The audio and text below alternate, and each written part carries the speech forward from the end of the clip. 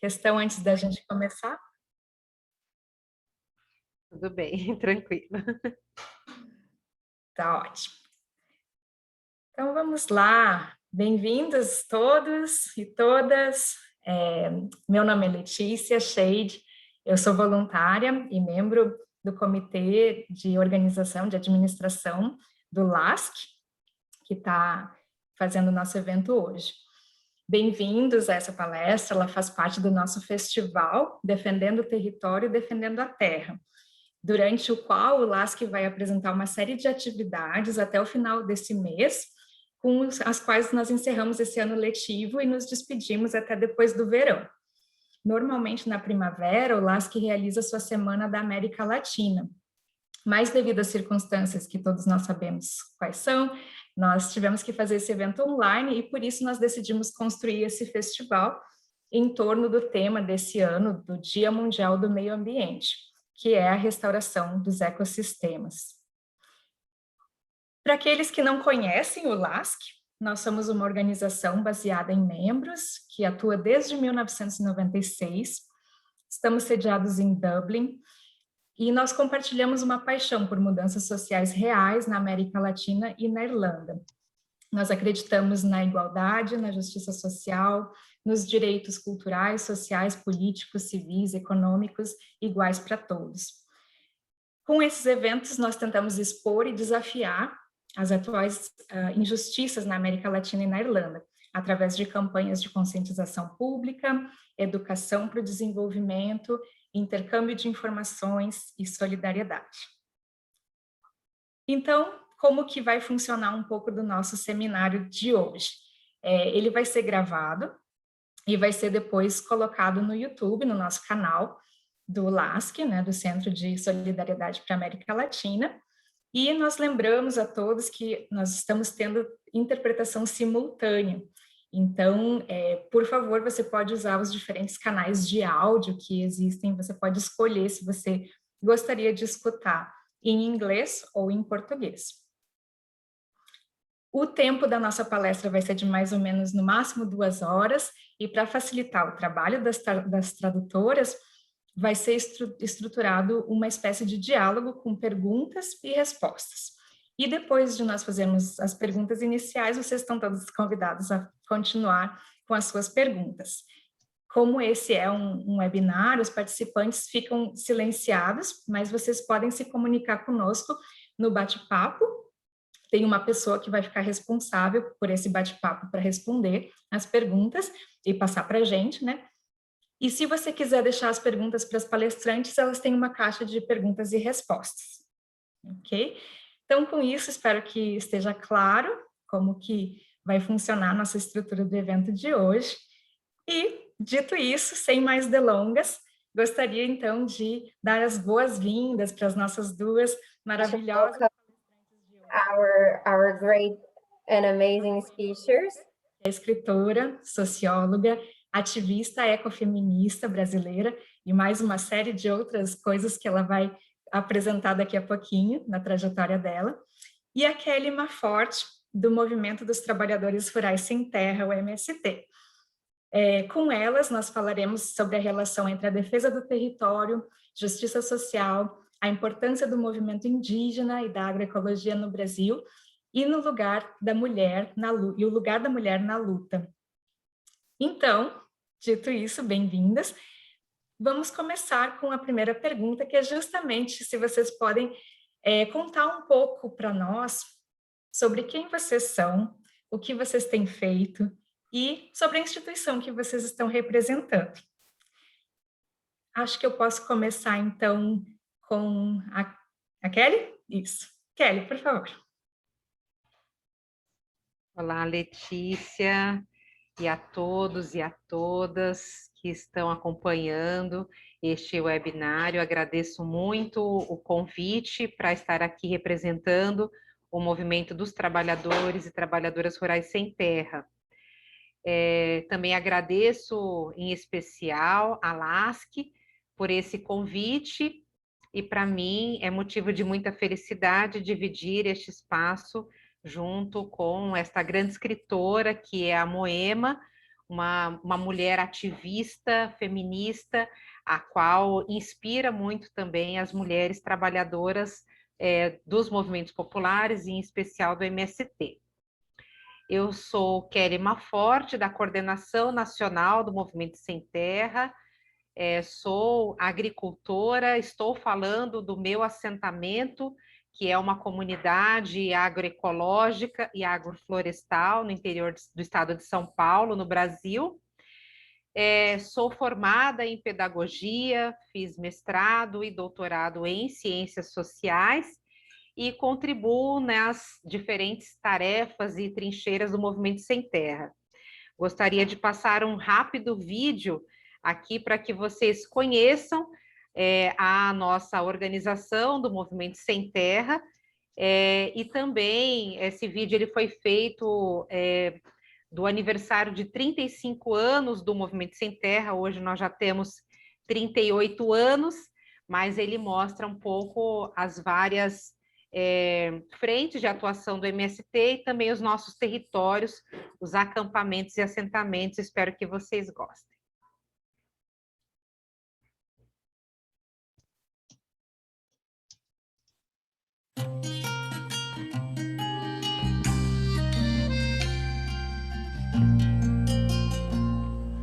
Ser sem terra é ser herói, é ser guerreiro, é viver a vida sem ter medo de arriscar, é ser amigo, ser companheiro, ser verdadeiro e não ter medo de enfrentar, é ter coragem pra lutar. Nascemos no final de uma noite escura, junto com milhares. Nascemos do grito preso na garganta por justiça e democracia. Nascemos do desejo de repartir a terra para produzir, e de produzir para repartir o pão. Doar suas vidas, suas batalhas, desbrava a terra, salta a muralha, planta, colher. Nascemos do desejo de repartir a terra para produzir, e de produzir para repartir o pão. Palmo a palmo, passo a passo, nos espalhamos por este país. Nas terras que libertamos e onde tocam nossas mãos, brotam o milho, o arroz, o feijão, o inhame, a macaxeira, o piqui, batata, babaçu, maxixe, café, caju, cacau, mana o leite e o mel. Florescem escolas e homens e mulheres livres. É ver que a vida passa e você se torna mais um ser na massa. É ver que a vida passa e você se torna mais um ser. E não há cercas e nem fronteiras que impeçam o andar digno de quem carrega a solidariedade e o internacionalismo. De quem carrega este nome e a identidade chamada Sem Terra. Doa suas vidas, suas batalhas, Desbrava a terra, salta muralhas, planta, colher, muitas vezes sofrer, é ver que a vida passa e você se torna mais um ser na massa, é ver que a vida passa e você se torna mais um ser na massa, é ver que a vida passa e você se torna mais um ser na massa, é ver que a vida passa e você se torna mais um ser na massa, é ver que a vida passa e você se torna mais um ser na massa, é ver que a vida passa e você se torna mais um ser na massa, é ver que a vida passa e você se torna mais um ser na massa, é ver que a vida passa e você se torna mais um ser na massa, é ver que a vida passa.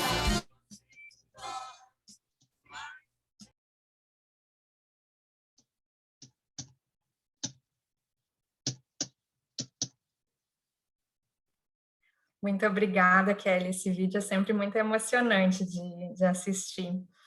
E com isso, então, eu passo para a Moema. Moema, pode se apresentar para a gente, contar um pouquinho da sua trajetória? Você está silenciada. Eu pensei que a Kelly ia dizer alguma coisa mais da trajetória dela dentro do Sem Terra, não? Nossa, estou ainda com vontade de chorar, porque me emociona muito. Quero agradecer muito ao LASC, né, por essa oportunidade que me dão, particularmente a Letícia, que fez toda a mediação.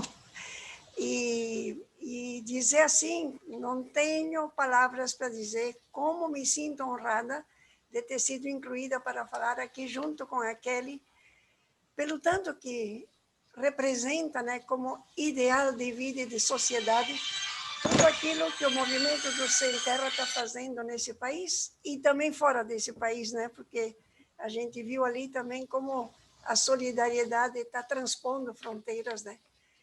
Achei muito lindo também essa ideia de como o Sem Terra está libertando os territórios, né? São novos dicionários, né? E novas interpretações que vêm surgindo.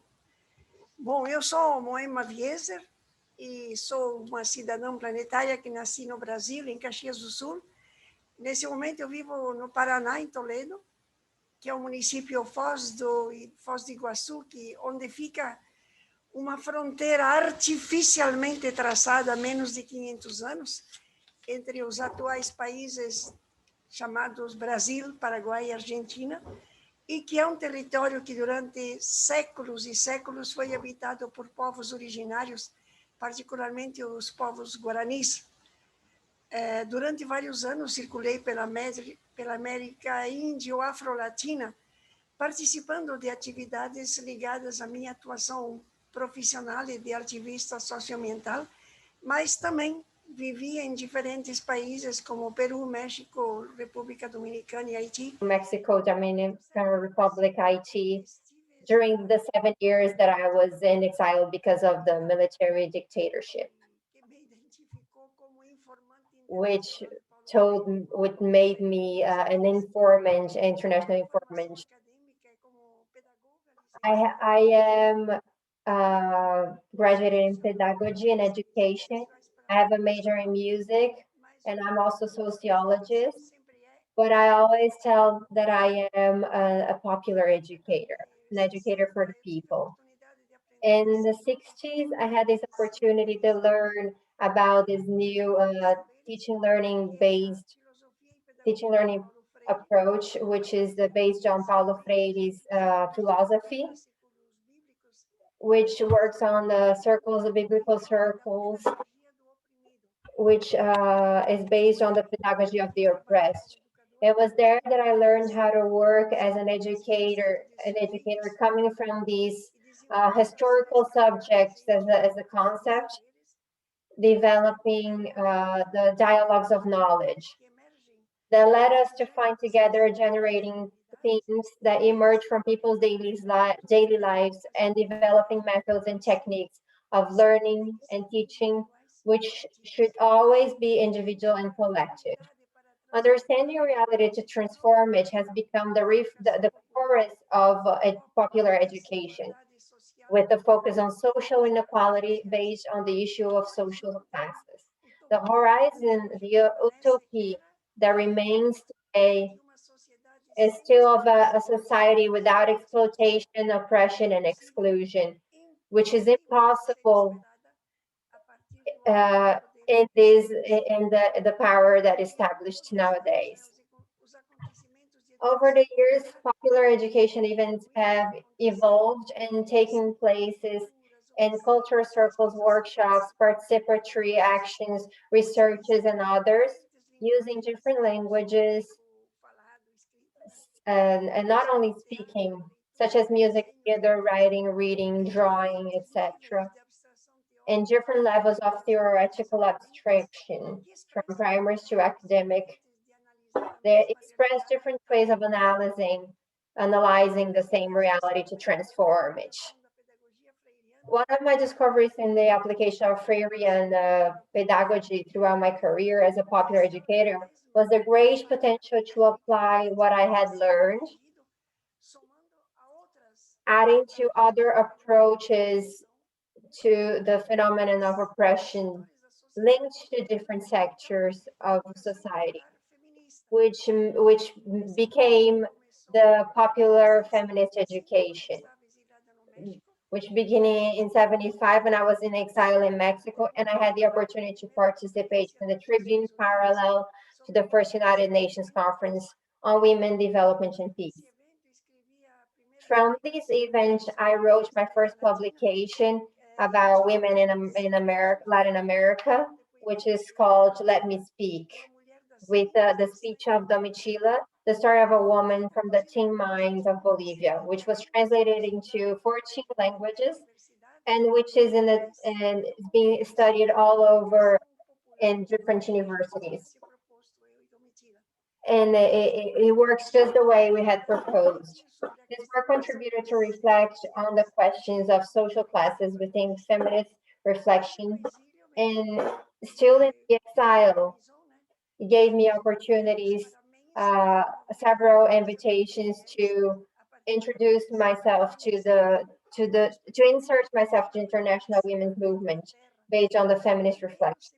One of the privileges I had was to participate in England in the first seminar on the category of analysis of reality from the social relations of gender and applied it into my commitment to the popular education. When I came back to Brazil in the 80s, I could contribute to develop methodology of popular feminist education in Brazil and other countries, particularly through the Rede Mulher de Educação, a network, and the HEPEN, Popular Education Network for Women in Latin America and Caribbean, which will be 40 years old this year. Over the past few years, everything that has been accompanied and received within the various popular currents of feminist movements have been countless, with women from the popular sectors of large cities, peasant women, Catholic women for the right to decide, ecofeminists, and lately I've been learning also with the indigenous women. Popular environmental education was a new clue that emerged in my story, based on my work with environmental groups. This involvement gave me the opportunity to facilitate, in the context of Rio 92, the Treaty on Environmental Education for Sustainable Societies and Global Responsibility, and to participate from the beginning in the global movement that resulted in the drafting, approval, and implementation of the Earth Charter, both which gives us the idea of the community of life of humans and non-humans, which became documents that inspired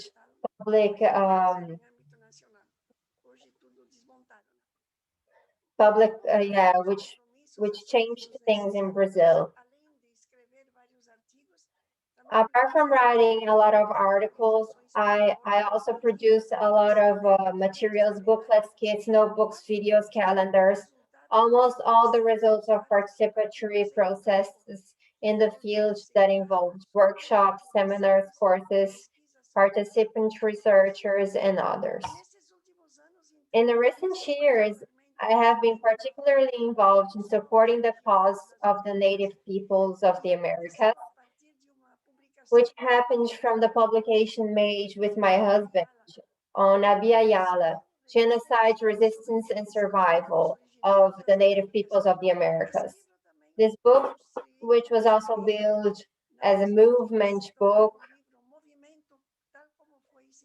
such as was If You Let Me Speak, led us to reflect on the information that the people of Abiyala brings us, which means thinking about a possible future for humanity and for planet, where socio-biodiversity is the central theme. Definitely, Pachamama, our Mother Earth, needs to be seen, deepened, lived, and studied as the great historical subject that it is, the community of life. From it, we can get involved in the great care that the current moment asks of us, to be able to effectively think about human rights, linked to the rights of Mother Earth, because there are no universal human rights without good water, clean air, fertile soil, not poisoned, not depredated, not genetically manipulated. It is like a turning point in our mental geography and our way of studying the current reality in order to take actions to transform it. A great moment that requires a lot of commitment to a new learning, totally different from what most of us received to act as kings of creation, thinking of everything that exists on earth as resources instead of understanding what exists in nature as common goods. I'm currently a member of Multiconvergência de Redes Globais, a collaborator of Agora Habitantes da Terra, Brazil, and I also help with the observatory education environmental Moema Viezzer da Unila, which is where I met Leticia. And so I live as an eternal apprentice, which is what I understand to be a popular socio-environmental education.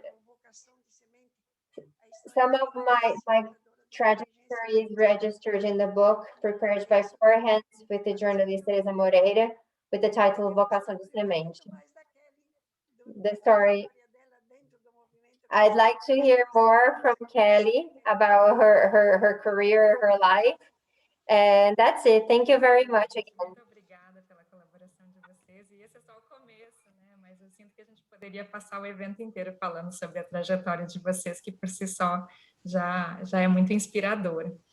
Bom, a segunda pergunta, então, que eu gostaria de fazer para vocês é: o tema do Dia Mundial do Meio Ambiente desse ano é a restauração dos ecossistemas. Porém, antes de falarmos sobre restauração, acho importante a gente falar sobre as ameaças aos ecossistemas que estão em curso na América Latina e mais especificamente no Brasil, em termos de agronegócio, mineração, etc. Então, vocês poderiam falar um pouco como vocês veem essas ameaças? Okay. So now we're going to talk about threats regarding all our environment in Brazil. The Mundial Day of the Environment. It's full of fight, indignation in relation to how the common resources, the natural goods, as Moema said, are dealt as a resources to be speculated for the big companies, the big conglomerates of capitalism.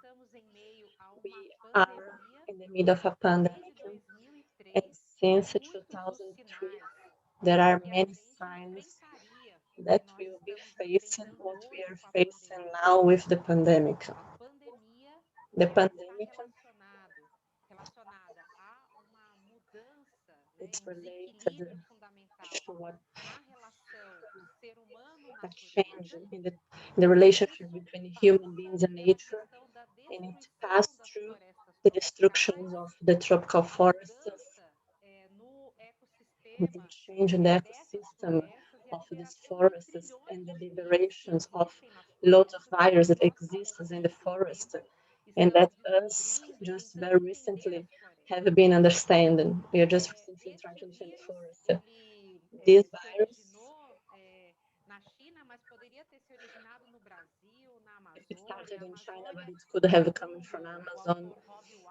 According to Rob Wallace from US, Amazon, it's a big release of other pandemics because of mining and agribusiness with the goal of the agricultural frontier in my area. It's potentially destructive of the environment, and it also generates conflicts in relation to the people who live in these spaces, Quilombola people, traditional people, indigenous people, but also people who live from the forest and the relationship with the forests, and the peasants that also live in these areas. So here in Brazil, we are facing during the Bolsonaro government, an agenda that brings the project, but also projects that comes from the parliament. It's in transit in Brazil, a project to regularize the lands, but in reality, it is a way to legalize land grabbing. That's what we call in Brazil. What means to fake documents, so individuals can be the owners of public land, so lands that it's from the people in Brazil, and they develop in these lands activities from the livestock, mining, and agriculture in Brazil. This project of law, it's in the Congress, is the 2433, the number of the project, and is in the Senate. It's the project 510. It's important to say that land grabbing is responsible for 1/3 of the deforestation in Brazil. So here in Brazil, we are also mobilizing the defense of the environment, but also in defense of the people who live in these territories. It's not possible to think an environmental question disconnected with the rights of the people to live in the territories. So that's why it's fundamental to defend the forests, but also the people alive. And these people are under threat under the government of Bolsonaro. The government of Bolsonaro. Muito obrigada, Kelly. Moema, gostaria de complementar? Moema, would you like to say anything? So I would just like to add something to what Kelly said in an amazing way. It's impossible to just look at the situation and not do anything. We really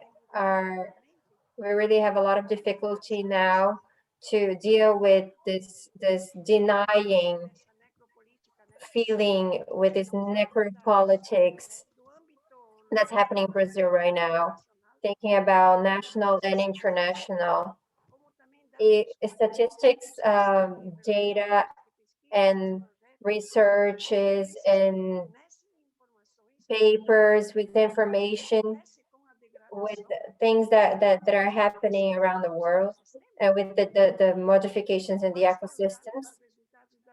But more than these results that we have, we also have the knowledge from the native people that who know how Mother Earth works, how Earth works, and it works with ecosystems.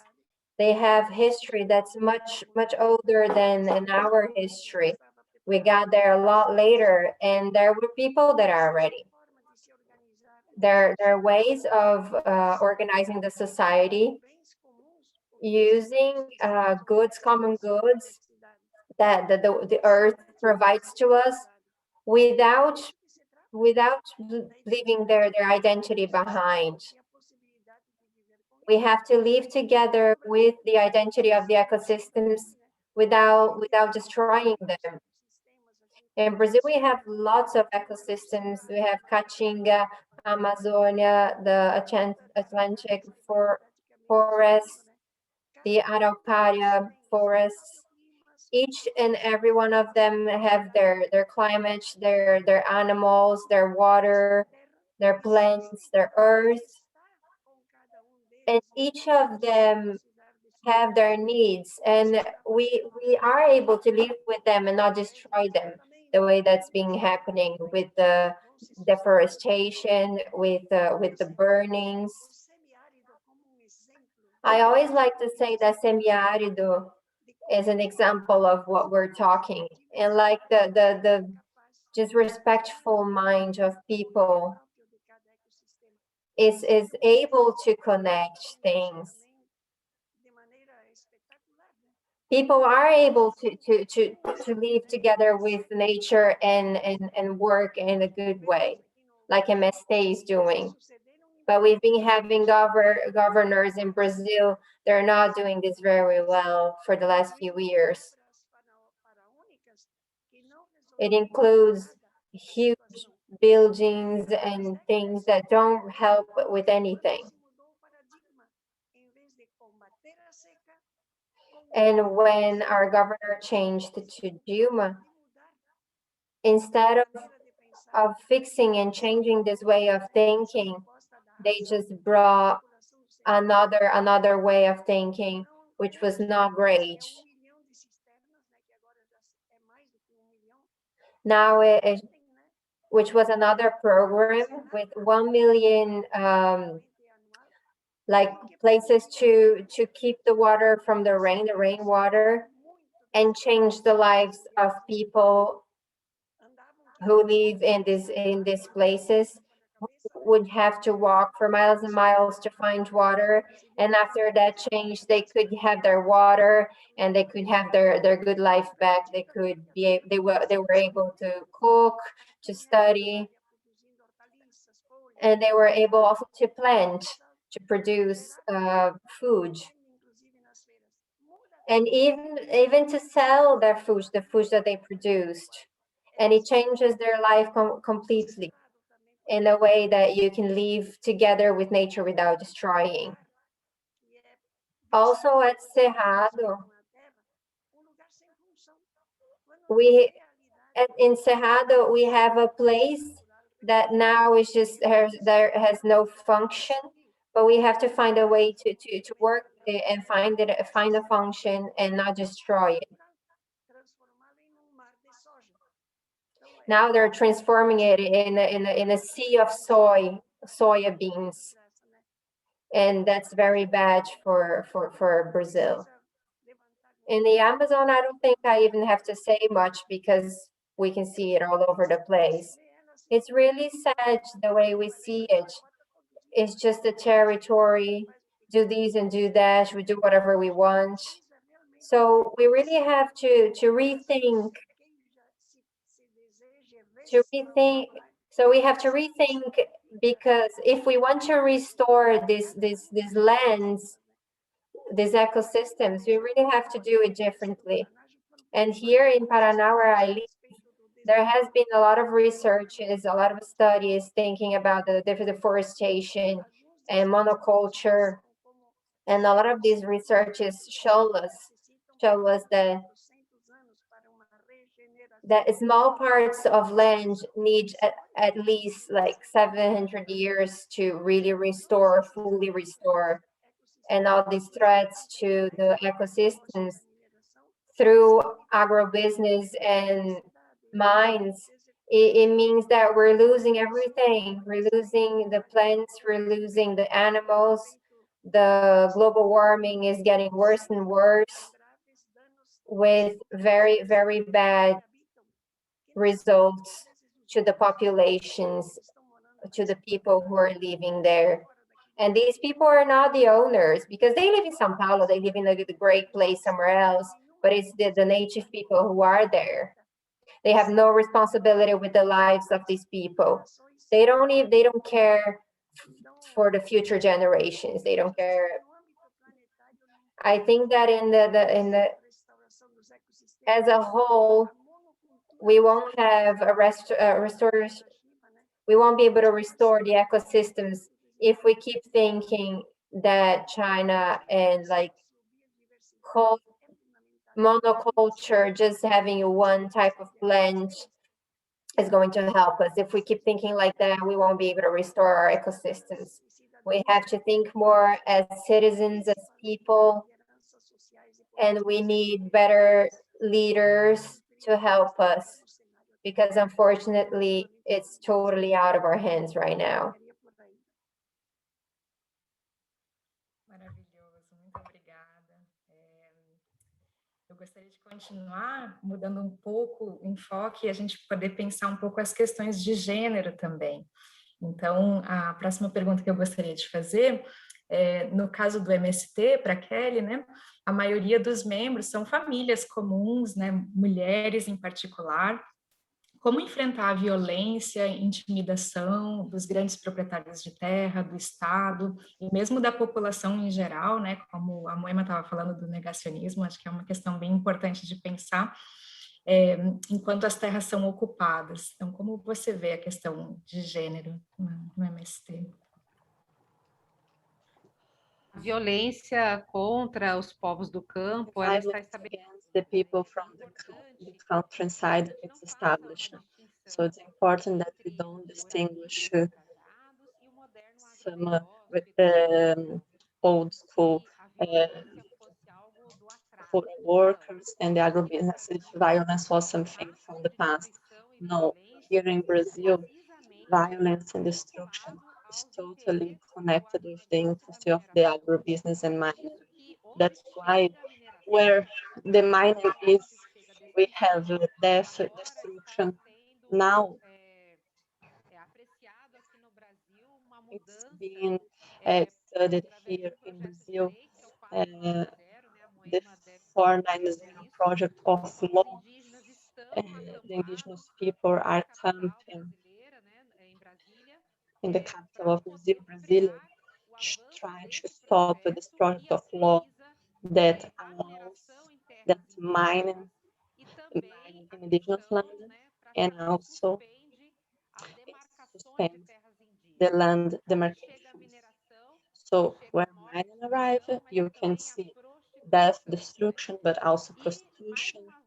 And once more, with the advancement of the agribusiness, we see how it's about the women bodies.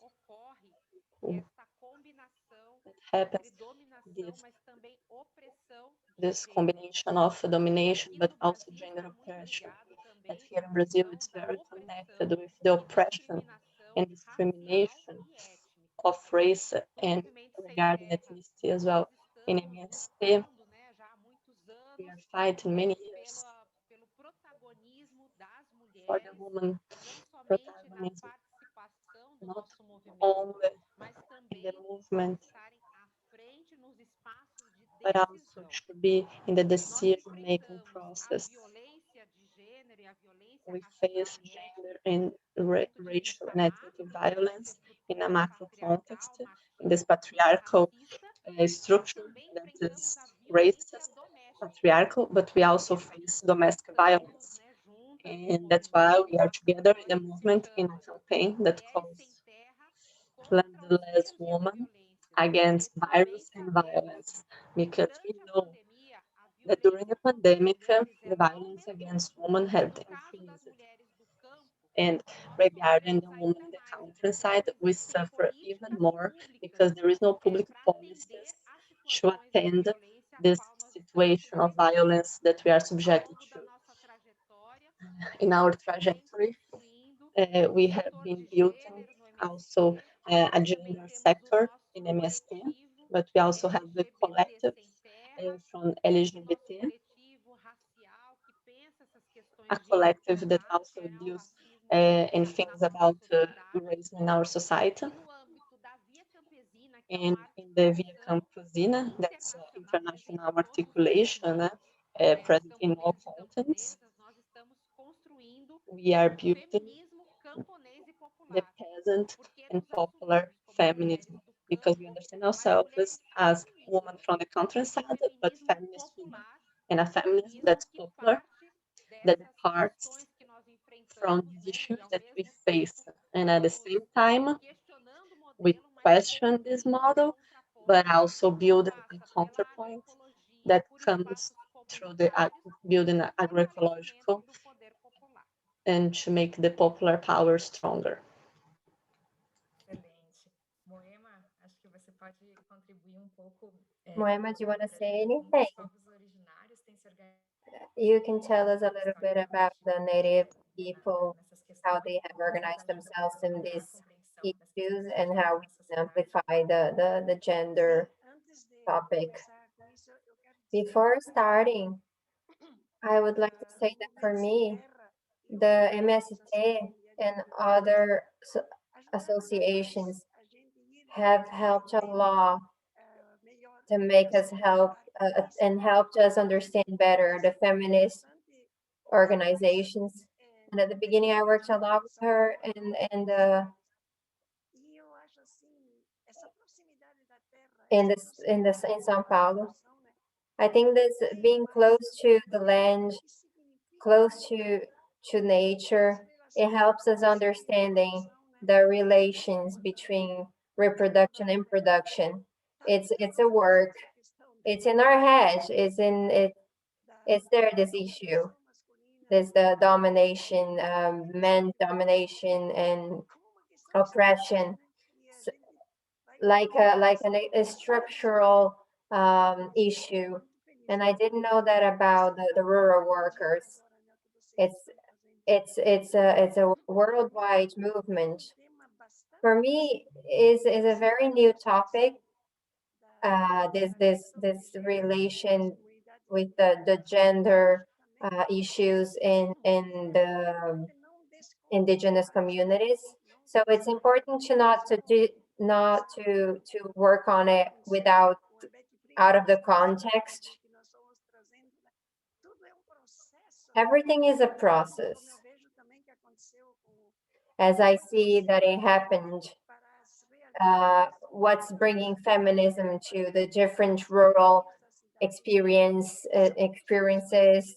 to the towns, to the cities. I don't know if there are different ways, different points of views.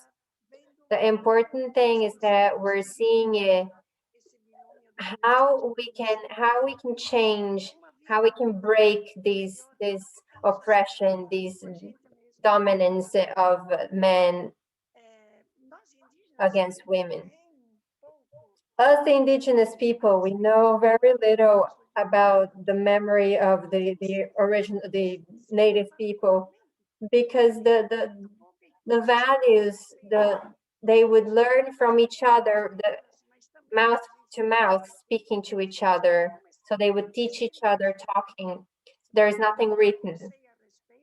And the little that I know about, there's one thing that's right. Also, amongst the native people, there is inside and outside of the communities. So even what we call feminism since Abi Ayala, for example, there's a research that was done in 600 communities in Latin America, that I see that it's called communism anti-patriarchy, which looks at the women's relations, not only decolonization, but also ways of how things were before the colonies. And that's why that a few years ago, there was a ministry of decolonization and patriarchy connected to the culture ministry in Brazil. Indigenous women nowadays, they have more possibilities of being together with non-indigenous people, organizing themselves, and that was something that didn't happen in the past. So they get together, they produce their art, the stuff that they make, and they sell it, which is important to produce their art, their types of arts. And there's also the cultural expression, women who write, who sing. It's very new, and also it's very new to be leaders too. In the past, they weren't accepted. There weren't women to be leader, and caciques, it was always men. So nowadays it's possible. And there's something else that's very relevant. I know very little though. Also, I can see indigenous women being, so other people in the indigenous group, they tell these women to go study, to go learn, to teach others, and about whatever they want and about their ancestries, and how to readapt the knowledge to with what they know, and readapt to different ways of living in the world, because our point of view is so limited. So they want to rethink this.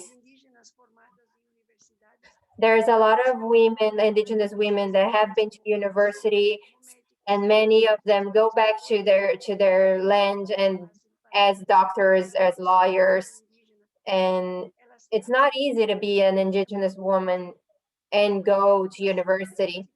They always tell us how difficult it is, and they tell us their experiences because they're indigenous women, and because they're women, they have to face racism because they're women and because they're indigenous women. Lots of them also say that it's difficult to be accepted in their houses, not only from their dad, but also their mom, to become a leader, a woman that's a leader. So they suffer racism inside their homes and outside in the universities when they go out of their communities. I heard someone from the Guarani community, I think she's the first cardiologist, women, indigenous woman. And they asked why they're, so they want to know, why do they want to be doctors in this elite in the society? And they say, well, because I come from a big Guarani group. I am important. So it's beautiful to see how she goes around in her land with the people at the same time that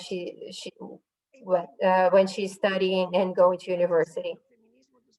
The very little that I have to say about the original, the native people, is that it's a new universe. Everything that gets to me, I try to understand, but still very new to me. The community feminism, anti-patriarchy is something that's very relevant right now. And I also see that's being brought with a lot of effort from the women, from the movement sem Terra, MST. That's it. Gente, o tempo voa, já são 10:07. Eu vou abreviar aqui e trazer uma pergunta que eu acho bem importante, que é como vocês veem a contribuição das áreas que vocês são ativistas, né, para nos ajudar a desenvolver maneiras mais sustentáveis de viver. Então, em termos da agroecologia, do movimento sem terra, Kelly, o que você pode trazer para a gente? O Movimento Sem Terra é um movimento de luta pela reforma agrária. Fight for agrarian reform, but at the same time, we conquer territory. So today we are 90,000 families, counting families that are fighting for land, and that is still fighting for the recognition of our right, our land right. And this is all around Brazil. We are already 400,000 families settled, families that are already living in communities that had the right recognized, and that have some kind of access to land, some kind of support from the state to develop their agricultural family. So according to our vision, the agrarian reform has a sense of agrarian reform. It's popular because at the same time that we develop a critique against agribusiness of this model of the big conglomerates of food, we also want in our territories to build something that it is different from what we are criticizing. So we have today in MST we organize ourselves through the agroecological production. MST is not born defending the environment of the agroecology, but we start discovering, understand that the agrarian reform is not just to divide the land in small parcels for people. It's more than that. It's to recreate a relationship among human beings and nature, among the common goods. So in the past, agroecology in MST was an experience very local. Now it's a political line of MST. And today we are the largest producer of agroecological rice in Latin America. We have a huge experience in many chains of production of honey, milk, with the agroforests. That's also a way to combine the production of food, fruits, vegetables, and at the same time plant trees, and understand that it is the soil, that is a diverse soil that's able to bring carbon and bring an equilibrium to the environment. So a healthy soil, it's fundamental to have healthy food. That's what Ana Primavera was teaching us here in Brazil. More than that, we also fight for the knowledge, the same thing that's socialized. So we have today in Brazil 1,050 schools in our settlements and campus, and in 20 years of public policies of the National Program of Education for the Agrarian Reform, we have 20,000 people who went through the formation courses, post-graduation courses. We also have a partnership with the Venezuelan government to form doctors in the Latin America School of Medicine. And also in our region, we have 58 centers of formation and capacitation in agroecology, and centers of political formation, and the National School of Flores and Fernandes, that is in São Paulo. And that works with people from MST, but people also from different continents, not only peasants, but also from urban movements that come to our school for political formation in Portuguese, but also in Spanish, English, and French. So today, MST international solidarity from the standpoint of sharing knowledge and political formation. So at the same time, in our territories, we practice the agrarian reform that's popular as a different way, different from this model that we question, that we criticize from the agribusiness. Before Moema starts, I will just ask them to speak a little bit slower so the interpreters can do their job a little bit better. Thank you.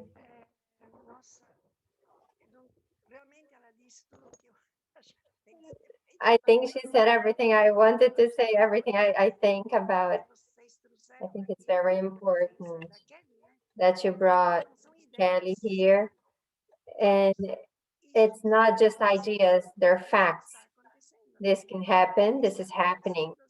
And it's happening in an incredible way. It's local, it's regional, it's worldwide. It's very, very important. As an educator, as a popular educator, I would like to tell you this that Kelly said, which is something that's very important for people who are not from the Movimento Sem Terra, the MST, and for us who are not indigenous people. What does this have to do with us, with our reality? And not thinking about where we are, in any way. And the pandemic gave us a huge example of what this means, this agrarian reform, the popular agrarian reform. I have no idea of how many tons of food they produced to the people of the cities. And when we think about MST and what they're doing, what they're bringing is not only for the rural lands, not only for the landless people, but it's a new model. It's a new way of thinking for people from the cities. Of course, we're not going to do it the exact same way, but in this different way with the same point of view, which means being in the land, the pedagogy of the land, how to deal with the land. And I think we have to be on it a lot more and see and watch people who think about education and think from things that are actually happening, from facts, the way it is the proposal from the MST and also the native people. So I think I would insist in this issue, in this thing of wanting to learn, of wanting to understand what's going on. And I think this is what's happening right now. And this is what we're doing here. And I think this is a topic that leads us to a total different way of teaching, which is not what happens right now in the 1,000 and the thousands of schools that happen in MST, which is not what happens in the indigenous schools as well. You know, all these possibilities of learning and this different model of learning, which respects people and the social biodiversity. These days, I heard someone saying that I am one of the people who are lucky to have learned writing and writing and reading without knowing that Brazil was discovered by the Portuguese. And we don't have this other point of view. We have been taught that Brazil was. And I think that's very important, these initiatives that you're bringing in the MST, because there's a lot to be retaught. There's a lot to be done in the universities, how to break the thoughts that are so fragmented. The architects should go through another learning process, like an engineering, people who do pedagogy, because it's a different way of thinking. It's a different way of being in the world.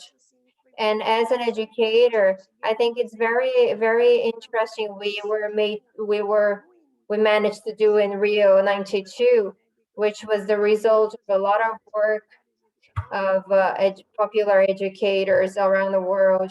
That was the agreement of social environmental of sustainable societies, because there is this model of what we see right now that will not change. It will only change with real experiences, the way it's happening right now in MST, which will amplify and go to other cities, other towns, other countries, like Kelly is saying. And these agreements that we have done is very connected to the work we've done in the Earth Charter that the United Nations couldn't agree because it was very different from what we had. But after a very beautiful and participative work, we managed to have it accepted in the year 2000 as a declaration, universal declaration with UNESCO. It's just this turning point in the education that we have to learn, that we have to change. And the native people, the indigenous people, they're teaching us a lot. They're teaching us a lot in their participations in the conferences of the United Nations. And there's something very important that the United Nations has not understood, which is the rights of Mother Earth, the humanity rights of Mother Earth. And it's very important to include them there. And all these declarations of the interventions of the indigenous people, I tried to include in this book. It's only in Portuguese right now, but it will come out in English and in Spanish. And it says how they bring it in the climate conferences since 92. The indigenous people, they're repeating things, important things for what we have to do. And only in the Paris conference, they started paying attention. People started seeing and including what indigenous people said, they have been saying for so long. Maravilhoso. E com isso, a gente abre as perguntas, na realidade, para essa segunda etapa, né, da nossa conversa. Então, eu convido todos que estão aqui para mandarem suas perguntas. Nós já temos algumas perguntas que foram encaminhadas. So now if you want to send a question, feel free to send whatever you want. If you want to put it in the chat, we can ask them. We're going to try to respond to answer your questions. So é o seguinte. The first question we have there is, O MST faz trabalho muito bom de ligar as questões de classe. In MST, we do a great job on linking people of different classes. Can you give us a few examples of how they do this and why this is important? Why it's important to link environmental issues and society classes?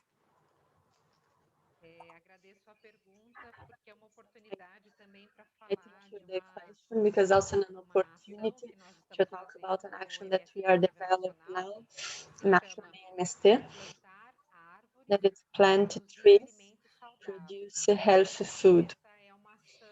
This is an action that in 10 years we will plant 100 million trees in Brazil.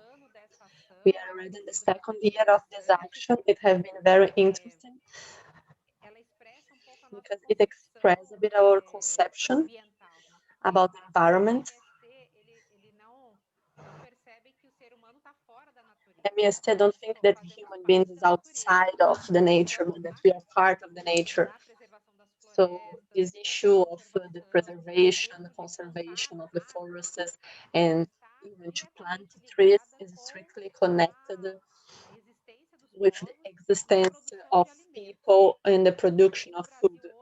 Here in Brazil today, we have 211 people. 90 million is hungry today.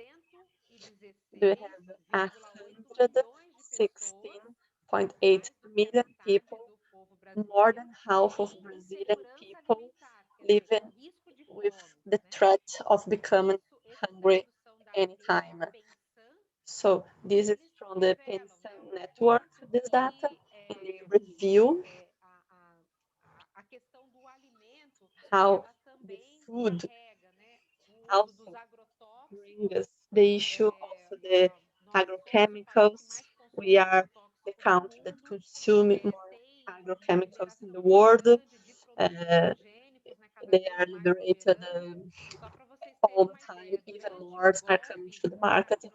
During the coup in 2016 in Brazil, the coup that impeached President Dilma, it was liberated 2,000 new agrochemicals in Brazil. So it is a poison on the table of the Brazilians. Many of these agrochemicals are produced in Europe. So Europe has a sustainable discourse to banish some agrochemicals, such as glyphosate, in their territories. But Europe still produce and send it to Brazil, specifically in the monoculture of soya, for example. So this issue of class and environment are really interconnected. And also the issue of the people that live in the territory. This is also important for people who is new to understand this reality and how the relationship among these countries must take in consideration people's sovereignty, not to deeper the dependency of Brazil. That's already historical. Yeah, it's very sad to think about this numbers. Moema, would you like to say something?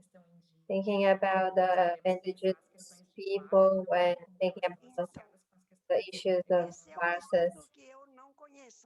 So this is a study that I don't know. I'm married to a Canadian man, which also got a Bolivian citizenship because he lived there for 17 years. And several times I've asked him, how does this issue work? I asked more about the campsite, the countryside. And in Brazil, most of indigenous people live in the cities. And it's a little bit the same in other countries, like in the United States, for example. And thinking about this point of view of the communities who live in the countryside, and here I'm going to talk about what I know. Marcelo told me that I've never seen a community where someone needed to be a lot more than the others. There's a bit of difference. Well, you see, when some people do some more, some people have a little more llamas than the other people, but there's no idea, there's not this thing of being more than others, of this superiority. And we see that right now there's a big movement of returning to our ancestrals, and this return brings us a lot the thing of bem viver, which is the good living. I think we can say it in English, which goes very deeply into this that Kelly was saying. Independently of the era that we live, this is what's the main topic. How can we eliminate social classes that bring so many inequalities? Everything is so stuck together. The racism. Why do we still have that? Because of colonialism that brought people, whole populations from Africa, and made them slaves. Nobody was born a slave. They are made slaves. And this is all together, like genders and in the system that we live right now. So it's very important to think, if we want to think about a different, if we want to think about a way of decolonization, as proposals that the indigenous people bring to us, it's very important to listen to them. This concept of good living from the people from Africa, people from Bhutan, thinking about happiness, not the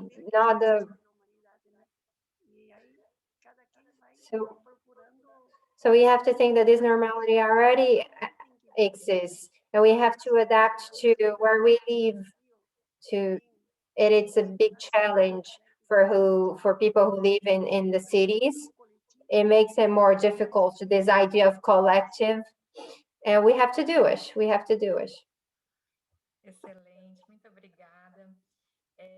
Chegou uma outra pergunta também para a gente, que seria o seguinte, de repente mais voltada para a Kelly também, mas a gente... So now we have another question, perhaps it will be for Kelly, but Moema can also say whatever she wants. So a lot of environmental campaigns They ask governments to change their policies. But MST has been very effective to just go to lands from rich owners instead of just waiting for the government to change lands. Why do you think this model of direct action is efficient? Direct action, it's used for the movement since it started.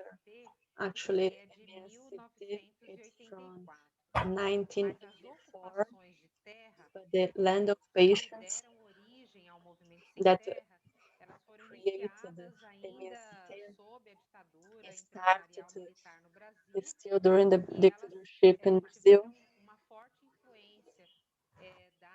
and it was influenced by the theology of liberation and also groups that are connected to trade union in the countryside. And in the 70s, it was also very strong in Brazil. But this direct action was created by MST, that's the land occupation. It comes back to a historical of struggle that's related to the indigenous and Black people resistance in our country. So all the process of slavery, indigenous and Black, also originated a space of resistance, such as the quilombos. Here in Brazil, the land structure that's very concentrated, it wasn't used for any kind of reparation to these people that was enslaved.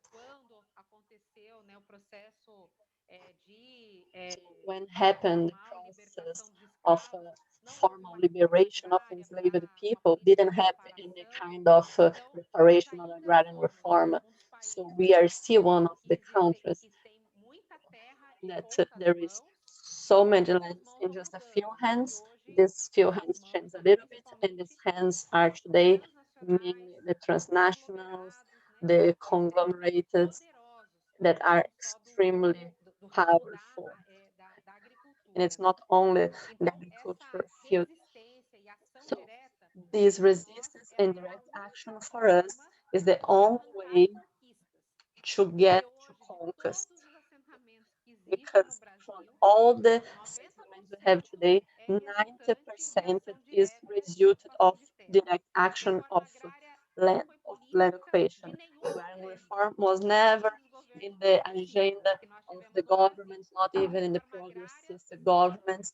Agrarian reform was always built with struggle, with a lot of fight, and we keep going. Depending of the government, we can go a bit further, a little bit less. Now we are facing a pandemic, so it's not possible to make too many occupation and direct action. But there is some cases, such as today, that was occupied the farm of was occupied a power plant in Rio de Janeiro. This power plant was used under the dictatorship in Brazil to burn the bodies of 12 militants that were persecuted by the dictatorship. And in this farm, we also have the murder of our comrade from MST, Cícero Guedes. And this farm was taken legally for the agrarian reform. It was legally recognized. And today in the morning, MST occupied these lands of the Pandaíma farm as a way to fight for agrarian reform. But at the moment, we are not doing too many direct actions to avoid the gatherings due to the pandemic. But in some cases, it is necessary. Moema, would you like to say something? I saw here how Europe could contribute with the fights of lands in Brazil. It's time to understand what's actually happening. Beyond all what Kelly is saying, what's happening and what's been happening, which is difficult, but thinking about indigenous people in Brazil, Perhaps LASC can tell us a little bit about Latin America, because what Kelly just said is happening a lot. We have this very important process, was the assembly, the constitution assembly, that finally gave the rights to the indigenous people, universal rights to them. And with this, the demarcation of lands come together, and it's been taken from them all the time. And it's sad to see. We're shocked.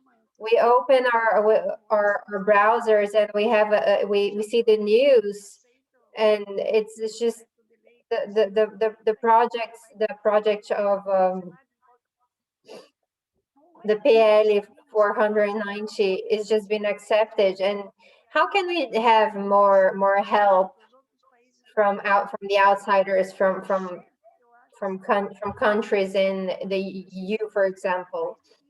Send them emails, find ways of saying that you believe that indigenous people deserve what internationally has been declared. They deserve to live. This, that Kelly said, we don't have policies of reparation from everything that's been stolen from them, from the original, from the native people. It was theirs, and it was taken from them. So I think there's emails, very clear things that we can do, and places that we can send our messages to. And lately, something that's very new, actually. It's been about a month or something. It's been installed, the parliament, the indigenous parliament in Brazil. And I really take advantage of this opportunity that we ask Ireland to be to use the solidarity to help and to send the message to Europe, to do a movement and to show people that there is a lot of people on this continent. Since 1442, and think that people have more solidarity than before. So we have to show people that we want to help. I think that's what we can do.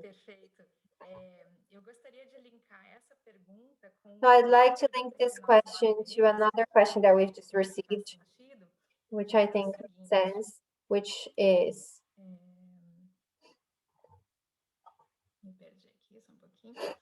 Então, os movimentos sociais e os pequenos agricultores na Irlanda, the movement groups and the small rural groups in Europe and in Ireland, they have like a connection to Latin America and Europe. E no Brasil tem a Frente Brasileira contra o Acordo União Europeia-Mercosul, da qual o MST e a BIP fazem parte, a PIB. Vocês poderiam comentar como está a luta contra o acordo no Brasil e qual o cerne da crítica em relação a esse acordo? So can you talk a little bit about the fights with the groups in Brazil? It's very important question because it relates with this other one about how Europe can join the struggle in Brazil for land. This deal, it's not our deal. It's the capitalist deal. It will benefit nothing the people. So just to recollect that it was signed in June 2019 in the context of this hegemonic dispute for market, a dispute that is very polarized, even more now between US and China. But it's very important that we notice how the deal between the European Union and Mercosur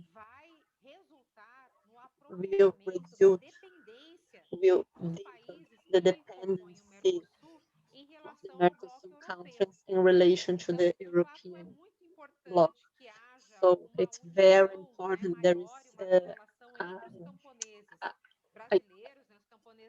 there is a unity among the peasants from Latin America and the peasants in Europe, because the real benefit from this deal will not be the producers, not the ones here, not the ones in Europe, but will be the big companies, the conglomerates that take this production, is appropriated from the peasants' production and control the processing, the industry, the distribution, and the trade. An example, here in Brazil, we have in September last year, rice, it's basic in our diet, going to a high level, a high price. It's because rice is not produced by the agrobusiness, but the familiar agriculture. But the familiar agriculture do not control the processing of the food, the trade, and food have become a commodity. The prices are regulated in the stock market, and who profit are the companies that do not produce this food, but profit on this production. So there is a need of a bigger articulation among the producers, because this deal do not benefit us. And now the deal is in the phase of being studied and judged in their local spheres in each country. And so we need to participate in this debate and make it visible the agenda of food sovereignty and the producers' rights in Brazil, but also in Europe. Excelente. Bom, nós temos mais algumas perguntas aqui, então eu vou tentar. We have a few more questions, so I will try to translate what Thomas is saying, which is direta do MST, tal como a ocupação de terras, é muito diferente de campanhas ambientais e de movimentos sociais em outros locais da América Latina e da Irlanda, onde as campanhas ambientais são frequentemente apenas marchas, protestos, de um lado, e muito localizadas, né, em termos de resistência comunitária, em termos de projetos extrativistas individuais, como a mineração, hidrelétricas, do outro lado, né? Então, há essa luta, né? Vocês podem nos dizer por que essas ações diretas grandes são uma estratégia eficaz para a mudança? Eu acho que a gente cobriu um pouco disso já, né? Mas não sei se de repente tem mais alguma ideia para colocar sobre isso. Essa questão é importante porque it's a very important question, because it also relates with the question of building popular power. To be a social movement, it's to be within power relations, and these power relations need to be each time more horizontally, comes from the bottom to the top. So to build the popular power, it's to create direct participation. So in MST, when people start, they come to get a bit of land, but the way MST organizes, it directs people, it makes people realize the potential that they have as a human being, the potentiality of a transforming.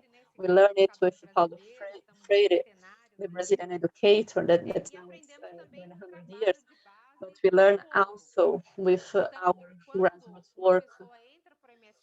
So when someone starts in MST, they understand that they are a popular educator, a health,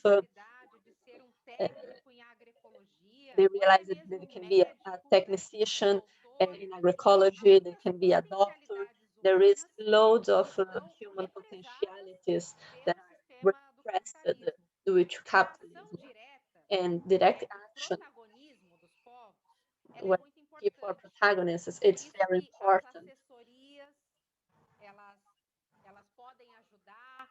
as campanhas, by the nada campaigns, substitui the o povo support, lutando pela sua anything libertação.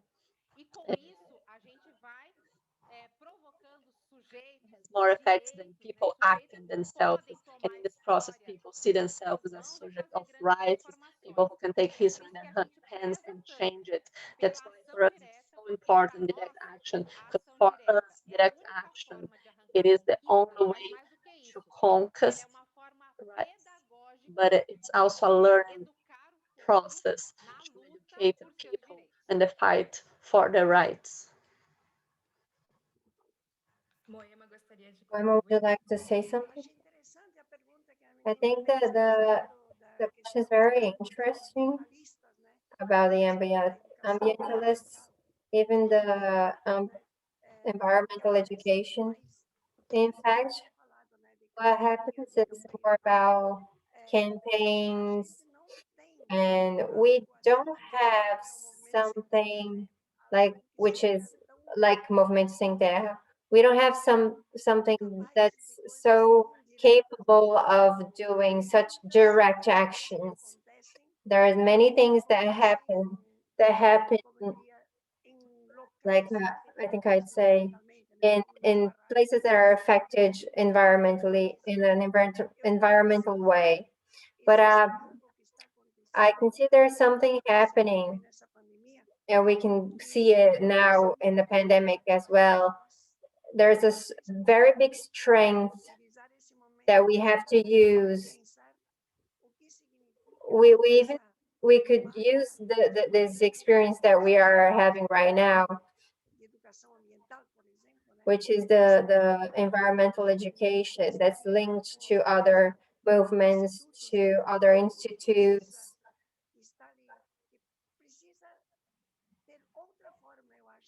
We need to find another way of articulation to have this strength, like Kelly says, that could be capable of in specific moments to show what this means.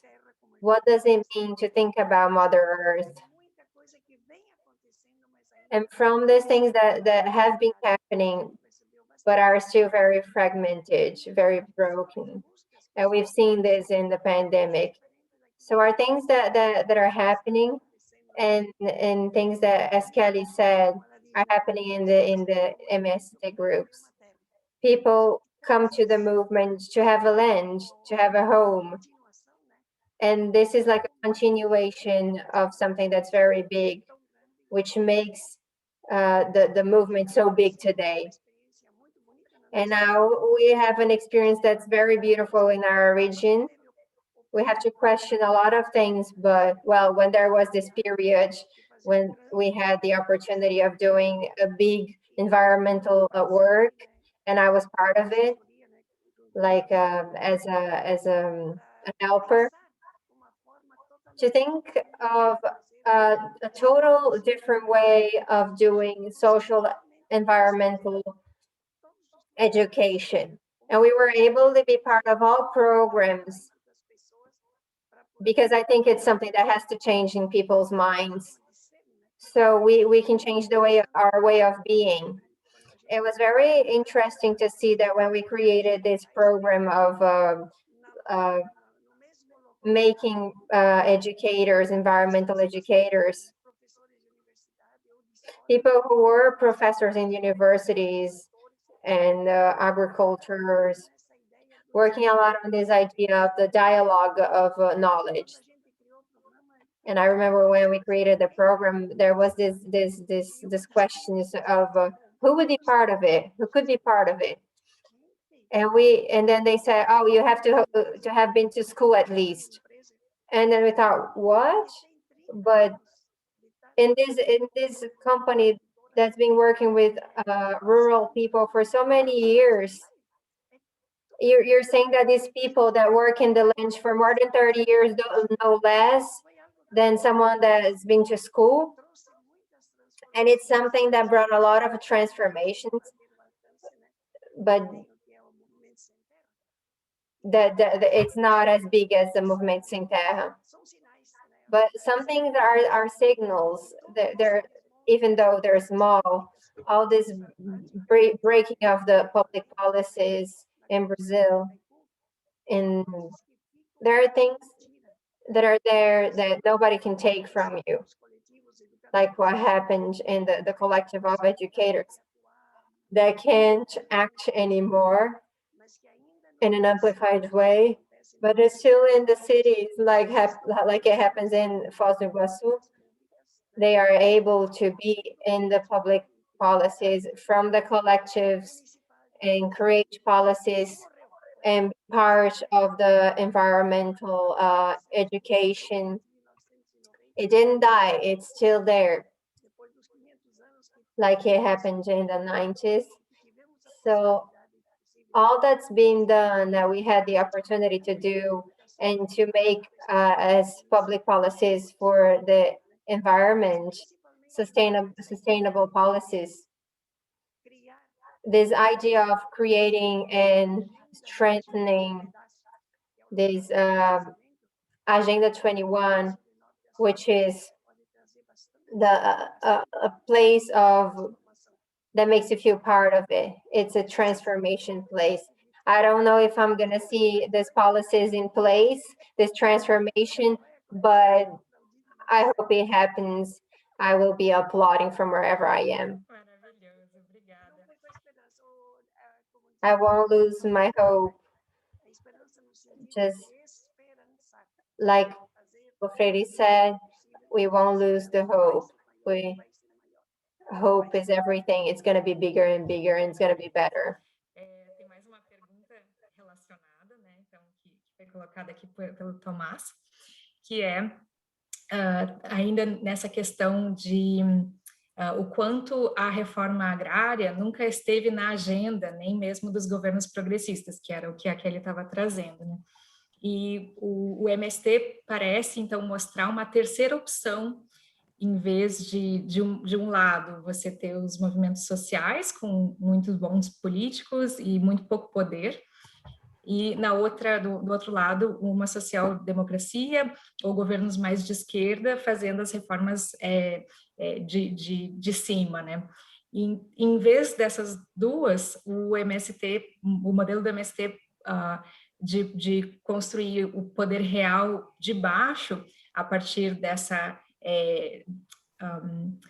desse movimento coletivo, poderia ser um exemplo para outros movimentos sociais lutando pelos direitos ambientais em outros países, né? Então,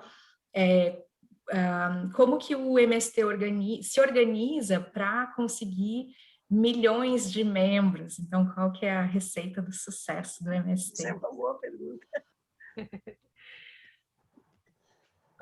A receita do sucesso do MST é a necessidade. Success it's people's necessity to access land. So, as Pope Francisco, that synthesized it very well, this fighting it's for a roof, for land and work. We are very connected with those in the city. Many people that are fighting for land in Brazil are unemployed workers that was evicted from their houses in the cities, people that wants to come back to the countryside, that wants to produce. So we don't believe that the agrarian reform is just a peasant thing, because when capitalism needs the peasants to build the cities, they promoted a mass migration, a record time in Brazil, right, Moema, during the dictatorship. So we had some kind of inversion. The majority of people that used to live in the countryside went to the cities, and today the cities are totally full without possibility for people to live a dignified life. We can see that there's still happening a lot of evictions of people from their houses because they couldn't afford rent, or because people are in a so kind of irregular occupation. So we are in a huge fight. The Supreme Court in Brazil can guarantee this right of people. So today, the struggle for land is a struggle against mining agribusiness, but also against land speculation that exists in the cities. So in this relationship with the urban, MST does lots of grassroots work. So Moema said, gave an example during the beginning of the pandemic, we created the solidarity brigades, bringing food from the settlements, from the campings of MST to give to people in the cities. We have more than 4,000 tons that we donated to people in the cities. We achieved yesterday the number of 1 million food, this food that comes like individual plates. And we also develop a grassroots work with other movements that calls popular agents. So we are organized in the campaign Outskirts Alive, identify people from the community to get the food that the reform sends, and that these people can also be a popular agents in the communities in the city. They go through training of capacitation, and they become responsible for a number of houses and streets in the neighborhood, as they know the area. So we are very happy because we are having now popular agencies that deals with healthy, that shares food. We have urban gardens, bank of food, popular educators that are supporting teenagers and kids that are totally isolated because they do not have internet to access education. So on the outskirts of the city, we have no good, we don't have internet connection. So we from MST, we feel ourselves as people who live in the city outskirts. So the agrarian and the urban struggle in Brazil are really connected. So MST has not only their base settled in the countryside, we are all the time coming, even more coming to the cities. Muito bom, estou aprendendo muito com vocês. Muito obrigada por compartilharem tantos insights, tanta sabedoria. Thanks for sharing all this knowledge. I'm learning a lot. And now, because of the time, I think we have to go to our last question, which is basically if you would like to bring something else to our conversation, if there's anything else you think is relevant. Moema? I think that I just want to thank everybody because there is so much that's come to us that I would just like to suggest that we just didn't, I just want us not to only stop here in this conversation, but we want to amplify this reflection as the solidarity between Brazil and Ireland. I wish this could be something for the future, to have continuity.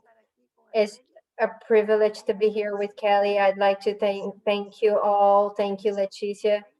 Thank you, Kelly. And I wish you all the best. And that this parish would be present everywhere in groups of solidarity with Latin America, not only in Europe, not only in Ireland, but around Europe. Perfect.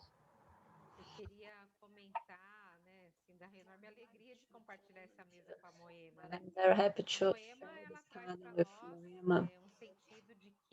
Moema brings to us a sense that we need to believe because it's possible to change. She, with his 83 years old, with so many herself also synthesis of a historical process, have lived in her own skin the pain of a society that civilizes people and thought. She's able with so much poetry, with generosity, to bring elements for our reflection and our debate. Moema also spoke about her trajectory as a popular educator. So imagine to have among us a woman with so many titles, a writer, that presents herself as a popular educator and is proud of it. So that we be ourselves as well, popular educators. We are in Brazil now celebrating. O educador Paulo Freire. We are celebrating Paulo Freire, that's a popular educator of the world, and Paulo Freire started with something very small, in a very small cultural cycle in the Rio Grande do Norte, where he started realizing that should teach the word, should explain the word, but also this word needs to depart from reality. So many times the left, the environmental movement, we want to give speeches, to talk, we want to point and impose the ways to fight. But if we had the patience to listen, to build a popular education, for sure it will be possible to change our reality. It is hard, but it was never easy for anyone, no people in any part of the world. But Moema is for sure an inspiration, and I'm very happy to be here with you. It gives us the strength to keep going. I believe our comrades in Ireland, they also feel it's strength by her. Imagine the privilege for me who are just like mediating this conversation. So now to end the meeting, in the next few days, we're going to have this speech on YouTube. It's going to be available for everyone to see it. Share with your friends, because I think it's very relevant for other people to know, to see. And if you could, leave your feedback for us. You're going to receive a link. And if you have a few minutes to answer our questions, it would be great to make our event better in the future. We suggest that you go look for Moema and Kelly on Facebook, Instagram, YouTube. They're all around. And it would be great if you could follow them. And well, if you're interested and see some more of what they're saying and doing. We would like to thank Kelly and Moema for being here. We would like to thank the interpreters, the translators. They're great because it's very difficult to do what they do. Thank you, Paula Juliana. We would like to thank the members of LASC and who financially helped us. And eventually, we would like you to look for LASC if you're interested. If you liked this from Facebook, Instagram, YouTube, you can go to www.lasc.ie and sign in.